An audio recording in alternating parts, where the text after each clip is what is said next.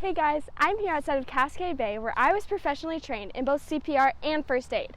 But did you know you don't have to be trained by a professional to save a life? Come with me as we learn both the steps to adult and infant CPR. The American Heart Association has come up with what is known as the cardiac chain of survival. The cardiac chain of survival goes over 6 important steps that can help improve the chances of recovery and survival in victims of cardiac arrest. In this demo, we will only be going over the first 2, early activation of emergency response and early high-quality CPR. The first and one of the most important steps of CPR is to survey the scene. Checking your surroundings is necessary to keep yourself and the victim safe. Once the scene has been cleared, the next step is to go up to the victim and check for consciousness. You will do this on an adult by tapping the shoulders and asking something like, "Hey, are you okay?" or "Are you awake?" Now, hopefully it is obvious that if the person responds, do not do CPR. It's not going to end well. Once you've surveyed the scene and made sure that the person is actually in distress, you should alert a nearby person to call 911 while you check for breathing. You're going to put your ear to the person's mouth and listen for 10 seconds for breathing, while also looking for the chest to rise or fall. After you've checked for 10 seconds and there's no sign of life, make sure the person has no open wounds. If the person is actively bleeding while you begin to give CPR, it can cause them to bleed faster, which is not good. After you have checked everything, we can begin CPR. For CPR of any kind, you're going to do cycles of 30 compressions and 2 breaths.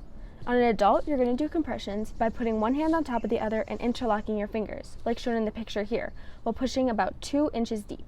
After we have successfully done 30 compressions, we can do our rescue breaths. Start by putting one hand on the forehead of the victim and using the other to lift the chin. Then deliver your 2 breaths. Continue the cycle of 30 compressions and 2 rescue breaths until either the scene becomes unsafe, EMS arrives, you become too tired to continue, or the person regains consciousness. Now that we've learned the steps of CPR, let's go through them one more time in a quick run-through demonstration.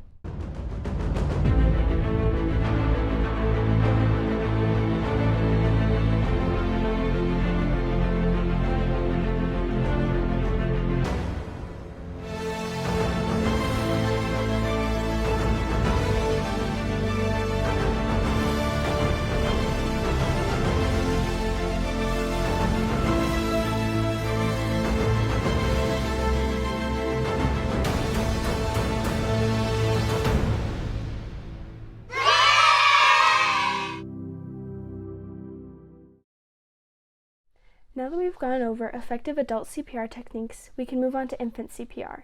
Now, I know it can be hard to believe that infants can experience cardiac arrest, but it isn't super uncommon outside of hospitals. The National Library of Medicine has even collected data on this and says that over 4,000 infants experience cardiac arrest each year, so it's important that we know infant CPR as well as adult CPR. Though they are very similar, infant CPR does have some key differences from adult CPR. Infant CPR is going to start out the same way that adult CPR did, by first surveying the scene and then going to check for consciousness. One of the main differences that you'll notice is that instead of tapping the shoulders, for a baby, you're going to tap the bottom of the foot. After you have surveyed the scene and checked for consciousness, you can begin CPR. The 2 main differences of adult CPR versus infant CPR are for an infant, you will only use your index and middle fingers and push 1.5 inches deep instead of 2. Your rescue breaths will be delivered in the same way, but be extra careful of the infant's head. Again, you will continue this cycle of 30 compressions and 2 rescue breaths until either the scene becomes unsafe, EMS arrives, you become too tired to continue, or the person regains consciousness. I noticed some people that CPR can seem like a waste of time to learn because they think that a doctor or someone more qualified is always going to be there. But the CDC has stated that over 70% of cardiac arrests happen in the home with nobody else around. So it is an important skill to have. Now that we have gone over both the steps of infant and adult CPR, I hope that in the future you will feel more comfortable if an unfortunate event occurs.